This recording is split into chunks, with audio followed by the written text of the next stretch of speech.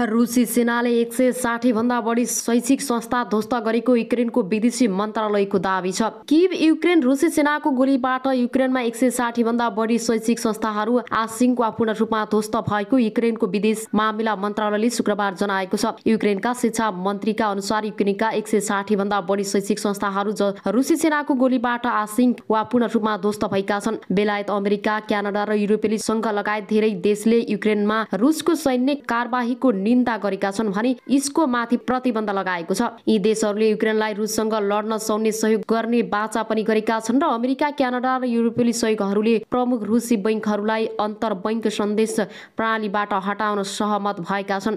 यसबाट रुसी बैंकहरूले रुसको सिमाना बाहिरका बैंकहरूसँग सुरक्षित रूपमा सञ्चालन गर्न सक्ने छैनन्। राष्ट्रपति पुटिनले अमेरिका र उसका सहयोगीहरू विरुद्ध विशेष आर्थिक उपायको अध्यादेशमा पनि हस्ताक्षर गरेका छन्। पुटिनको लुकाएको भनिएको अरबौं डलर सम्पत्ति यसरी खोलिँदैछ त अमेरिकामा कागजमा रुसी राष्ट्रपति भ्लादिमिर पुटिनको व्यक्तिगत सम्पत्ति फ्रिज गर्ने अमेरिकी निर्णय बेकारको देखिन्छ। तर विश्वमा पुटिनलाई धनाढ्य मध्ये एक मानिन्छ। एक आधिकारिक रुसी कागजातले भन्छ पूर्व केजीबी एजेन्ट रहेका 69 वर्षीय पुटिनसँग केही पुराना कारहरू, एउटा सानो फ्ल्याट र 1,40,000 अमेरिकी डलर हाराहारीको तलबको गोप्य बचत छ। आधिकारिक कागजातले उनको सम्पत्तिको वास्तविकता चित्र देखाएकोमा कोही पनि विश्वास गर्दैनन्। अधिकांश पश्चिमा विज्ञहरू तथाकथित रसियन ओलिगार्कुलिन र व्यक्ति, उनीहरूको परिवार र आफन्तजन जस्ता नजिकका व्यक्तिहरूले गोप्य रूपमा पुटिनको अथावा सम्पत्ति लुकाएर राखेको बताउँछन्। कति धेरै हुन सक्ला पुटिनको सम्पत्ति? विश्वका अर्बपतिहरूको वरियता खुटाउने चर्चित म्यागजिन र फोर्ब्सले समेत 20 वर्ष यता पुटिनको सम्पत्तिबारे एकिन विवरण पस्किन सकेको छैन। रुसका सुरुवाती कुलिन धनाढ्यबारे खोजी गर्ने क्रममा मस्कोमा फर्सोको सम्पादन मण्डलका एक सदस्यको गोली हानी हत्या गरिएको थियो। अत्यन्त उत्सुकताका साथ संरक्षित गोपनीयताका बावजुद रुसी राष्ट्रपतिले सम्पत्तिको अरबौं डलरको छ मध्यावधिकारको दुरुपयोग गर्ने विदेशी व्यक्तिहरूले प्रतिबन्ध गर्ने म्याग्निस्की एक पारित गर्न भूमिका लेखेको तथा कुनै बेला रुसमा उच्च लगानीकर्ता रहेका विलियम ब्राउनको अनुमानमा पुटिनको सम्पत्ति 2 खर्ब अमेरिकी डलर भन्दा बढी छ। यो भनेको विश्वका धनाढ्य टेस्लाका प्रमुख इलोन मस्ककै बराबरी हो। ब्राउनले गरेको यो अनुमान पुटिनले सन् 2004 मा अन्य घटनाहरूसँगको गरेको एक सम्झौतामा आधारित छ, जुन सम्झौता नकार्न उनीहरू सक्दैनथे, जसमा उनीहरूले लुकाएको आधार त पुटिनले नै पाउनु पर्थ्यो। उनीसँग आफ्नै नाममा कुनै पनि सम्पत्ति छैन, ब्राउनले लन्डनबाट भने। धेरैजसो पैसा देशबाहिर रहेका बचत खाता, लगानी र सम्पत्तिमा रहेको छ। सन् 2017 को national bureau of economic रिसर्चबाट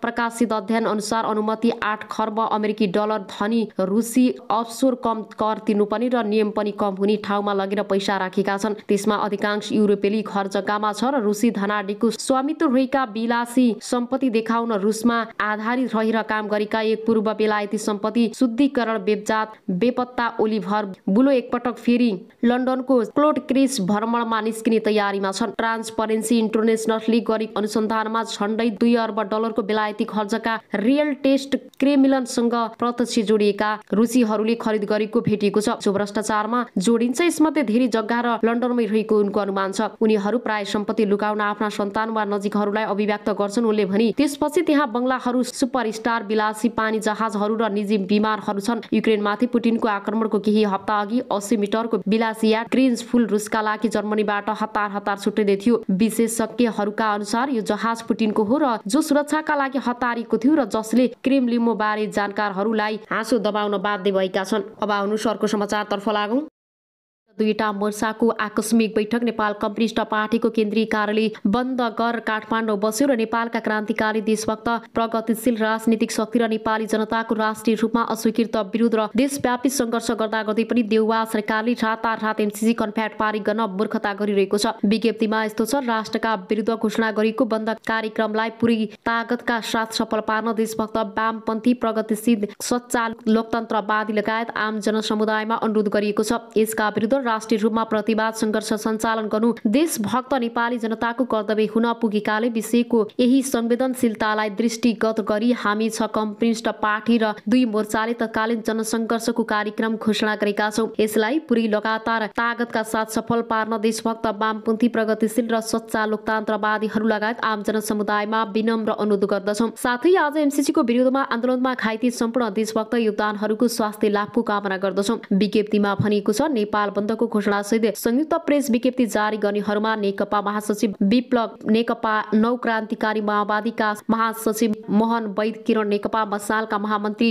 Mohan Vikram Singh Nepal communist पार्टीका अध्यक्ष ऋषि कटेल नेपाल कम्युनिस्ट पार्टी माओवादी समाजवादीका अध्यक्ष कर्णजित बुढाथोकी देशभक्त जनगणतान्त्रिक मोर्चाका अध्यक्ष शिव गजुरेल र राष्ट्रिय जनमोर्चाका अध्यक्ष चित्र बहादुर केसी र वैज्ञानिक समाजवादी कम्युनिस्ट पार्टी नेपालका संयोजकका आहुति छन्। अब अनुसारको समाचारतर्फ लागौं। बनेपामा शंकास्पद वस्तु घटनास्थल पुग्यो सेनाको टोली। काभ्रेको बनेपा एउटा शंकास्पद वस्तु भेटिएको छ र बनेपाको पुल बजारमा शंकास्पद वस्तु फेला परेको जिल्ला प्रहरी कार्यालय काभ्रेले जानकारी दिएको छ। अहिले पुल बजारको खडक खण्ड बन्द गरिएको छ। नो एमसीसी लेखिएको शंकास्पद वस्तु भएको क्षेत्रमा प्रहरीले सुरक्षा दिएको छ। शंकास्पद वस्तु निष्क्रिय पार नेपाली सेनाको टोली घटनास्थल पुगिसकेको छ। काभ्रेको बनेपामा एउटा अहिले पुल बजारको सडकखण्ड शंकास्पद वस्तु निष्क्रिय पार्न नेपाली सेनाको टोली घटनास्थल पुगिसकेको छ। अब आउनुहोस् अर्को समाचारतर्फ लागौं।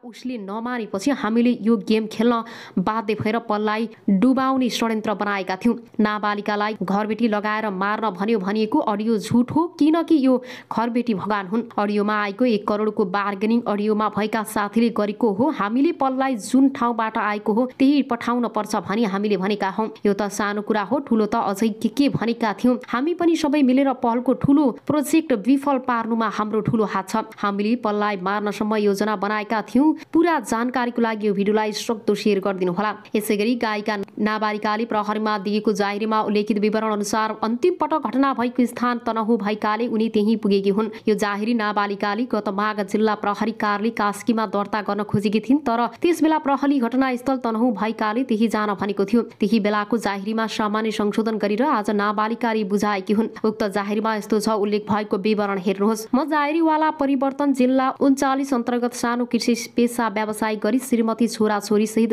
5 जनाको परिवार सबै आइरहेकोमा मेरी छोरी वर्ष 16 कि विगत 3 वर्षदेखि गायन क्षेत्रमा ख्याति कमाई सुर राम्रो भएको कारण सामाजिक सञ्जालहरूमा समेत चर्चित भई इज्जत प्रतिष्ठा कमाउने काम गरेकी छन्। यसै क्रममा विभिन्न राष्ट्रिय कलाकारहरूसँग भेटघाट भई आफ्नो कला प्रस्तुत गर्दै आइरहेकी थिइन्। विगत अन्दाजी 3 महिना अगाडिदेखि मेरी छोरी गीत सङ्गीतमा त्यति धेरै मन नलगाउने एकोहोरो जस्तो बस्ने गर्दै आइरहेकाले नाबालक छोरीलाई के भएछ भनी म समेतले कुरा गर्न खोज्दा छोरीले आफ्नो कुरा खुलाउन चाहिनन् र म समेतले छोरीको पहिचान पहिलाको र हालको स्वभाव तथा आफ्नो कलाकारिता प्रतिको नौरास्यता देखेपछि उनलाई निकै अनुरोध गरी पश्चाताप निजले आफ्नो घटनाको बारेमा बताए अनुसार हामीले जाहेरी दिएका व्यक्ति नेपाली सिने जगतका प्रख्यात कलाकार पूर्ण विक्रम शाह पल्सासँग मिति 2077 6 महिना 22 गति काठमाडौँ पिपुल बर बोटको गीतको भिडियो सुटिङ गर्ने क्रममा पहिलो पटक भेटघाट नै फेसबुक आइडी र फोन नम्बर समेत आदान प्रदान भएको रहेछ। कमिक रूपमा नाबालक छोरीसँग भेट हुँदा निजपूर्ण विक्रम शाहले देखावटी रूपमा माया प्रेम गरेको बहन गरी भिडियो सुटिङ तथा अन्य भेटघाटको क्रमलाई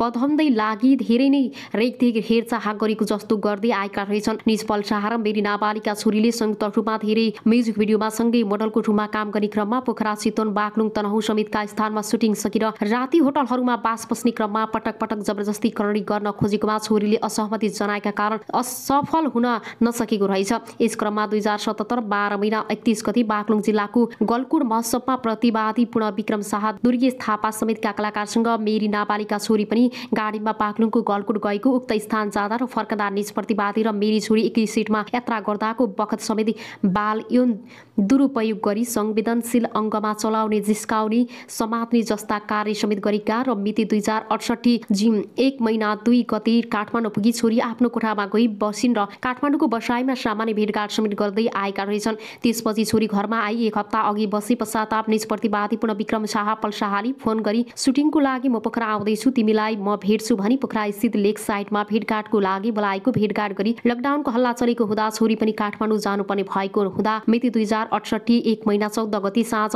12 बजी पोखराबाट काठमाडौँ फर्किने क्रममा जिल्ला तनहुँ शुक्ला गण्डकी नगरपालिका वडा नम्बर 4 दुली गैडा स्थित प्रतिवादीको चिन्जानको व्यक्ति प्रदीप थापाको घरमा बसेका अवसरमा नाबालिका छोरी दिनभरिको थकानले खाना खाएपछि उक्त घरको दोस्रो तला कोठामा सुत्न गएकी र प्रतिवादी पूर्णविक्रम शाह र कमल खत्री भनी व्यक्ति सोही घरको छुट्टी कोठामा राति अन्दाजी 11 बजेसम्म रक्सी खाएर बसेको र राति अन्दाजी 12 बजेतिर निज प्रतिवादीले छोरीको मेसेन्जरमा म तिम्रो कोठामा आउँछु भनेर मेसेज गरेको र तुरुन्तै छोरीको कोठा ढकढक गर्न आएका रहेछन्। छोरीले कोठा खोलिदिए पश्चात निज प्रतिवादी छोरी श्रुतिको कोठामा आएर छोरीलाई ललाई फकाई माया प्रेम गरेको बहाना बनाई तिमीले काठमाडौँको कोठा सर्न पर्यो म तिम्रो कोठामा दिनदिनै आउँछु, तिम्रो बारेमा नराम्रो कुरा सुनि भने मैले राम्रो मान्दिन भनी उमेर पुगेपछि विवाह गर्छु धोका दिन्न भन्ने विश्वास दिलाई छोरीको असहमति हुँदाहुँदै पनि जबरजस्ती करणी गरेका रहेछन्। छोरीलाई माया गरेको देखाउनको लागि वारदाताको भोलिपल्ट घोर बाराही मन्दिर समेत घुमाई दुली गैडाको सुटिङ सकेर काठमाडौँ गएका रहेछन्। पल्साहाली पोखरा स्थित होटलमा प्राइममा र चितवन स्थित गैडाकोट रिसोर्टमा पटक पटक गरी करणी गरेको हुँदा यसरी मेरी नाबालिका छोरीको हेरविचार गरेको बहाना समेत गरी माया प्रेमको झुट नाटक गरी करणी गर्ने निज पूर्णविक्रम शाह पल्साहालाई कडा कारबाही गरी कानुन बमोजिम पीडितलाई क्षतिपूर्ति समेत दिनलाई भराइ पाऊ। कानुन अनुसार 18 वर्षभन्दा मुनिका बालबालिकासँग सहमतिमै राखिएको शारीरिक सम्बन्ध पनि करणी गायिका नाबालिका उमेरले 17 वर्षकी भएकी छन्। तनहुँ प्रहरीले पल्साहालाई पक्राउ गर्न कानुनी प्रक्रिया थालिसकेको जानकारी प्राप्त छ। जाहेरी दर्ता गर्नु अघि प्रहरीले नाबालिकाको अडियो भिडियो बयान समेत लिएको थियो। यसअघि पनि नाबालिकाले पल विरुद्ध जाहेरी दिन कदम चालेकी केही दिन अगाडि उनी कास्के प्रहरीमा जाहेरी लिन पुगेको थिइन् तर प्रहरीले अन्तिम पटक घटना हुँदा भएको हो त्यहाँ उचुरी गर्नुपर्ने बताएको थियो। यसबीचमा पल्ली नाबालिकालाई बिहेको आश्वासन दिएर थामथुम पारेपछि उनी रोकिएकी थिइन्। नायक पलले एउटा कुराकानीमा नाबालिकासँग आफ्नो शारीरिक सम्बन्ध रहेको स्वीकारोक्ति गरेको अडियो सार्वजनिक भएको थियो र नाबालिका 17 वर्षकी छिन्। नेपालको कानुनले 18 वर्षभन्दा कम उमेरकी किशोरी बालिकासँग सहमतिमै राखेको यौन सम्बन्धलाई पनि जबरजस्ती करणी मान्छ। कानुनमा कडा सजायको व्यवस्था छ। अब आउनुस् अर्को समाचारतर्फ लागौं। स्वीकार गरेका छन् ती गायिका गर्भवती नभएका कारण आफूले सम्बन्धलाई स्वीकार गरेका छन् र ती गायिका गर्भवती नभएका कारण आफूले जिम्मा लिनु नपर्ने र आफ्नो अर्कै गर्लफ्रेन्ड रहेको अडियोमा पलको भनाइ